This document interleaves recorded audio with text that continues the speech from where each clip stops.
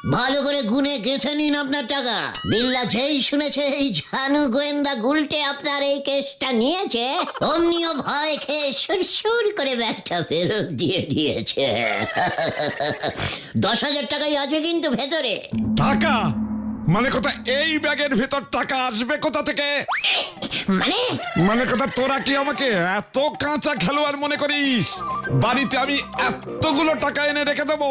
তাহলে কি আছে ব্যাগে? এই দেখ,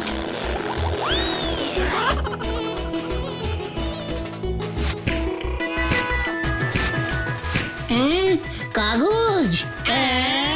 হ্যাঁ রে মরকটের দল, মানে কথা ব্যাগ ভর্তি করে টাকা এনে আমি বাড়িতে রেখে দেবো, সেটা তোরা ভাবলি কেমন করে? তাহলে ওই যে আপনি বললেন ওই বিল্লা 10,000 টাকা নিয়ে গেছে। ওরে উজবুক, এটা না বললে ওই হরিবল মানে বলো হরি দারোগা কি এত পরিমরি করে বিল্লার পেছনে ধাওয়া করতো মানে কথা, নাকি বিল্লা সেই ভয়ে টাকার ব্যাগ ফেরতে দিত? আপনি তো হেভি জিনিস গুরু। জিনিসের এখনো কি দেখেছিস মানে কথা? এবার দেখবি। দারোগাকে খবর দিয়েছি, এক্ষুনি চলে এলো বলে মানে কথা। কেন কেন আবার দারোগা কেন? তোকে ধরতে। কি হচ্ছে কি? কেন আমাকে ধরবে কেন? মানে কথা, আমার বাড়িতে লকাইকে দিয়ে চুরি করবার মতলব এটেছিলি তুই। লকাই ধরা পড়েছে, এরপর তুই, তারপর ওই বিল্লা, মানে কথা সব কটা ধরা পড়বে। ওরে বাবা রে, পালা রে ভাই, পালা।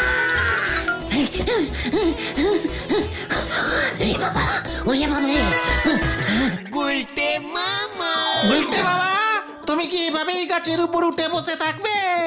হ্যাঁ রে ভাইটু, ওই বলহরি দারোগা গাছে উঠতে পারে না তো, আমাকে ধরতেও পারবে না। বলহরি দারোগা এদিকেই আসছে, আরে পালা সবাই।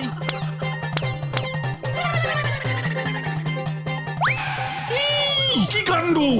কোথায় কোথায় ওই চিংড়ি গুলটেটা, বিল্লার সাগরেদ? কোথায় কোথায়? আমি ওকে ছাড়বো না, আমি ওকে ছাড়বো না।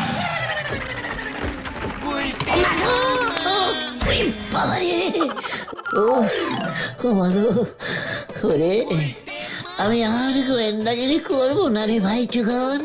এটাই ভালো, তুমি আমাদের লিডার আড্ডা গুরু গোলটে মামাই থেকো।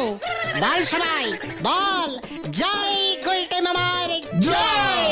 গুলটে মামা। ভালো করে গুনে গেঁথে নিন আপনার টাকা। বিল্লা যেই শুনেছে এই ঝানু গোয়েন্দা গুলটে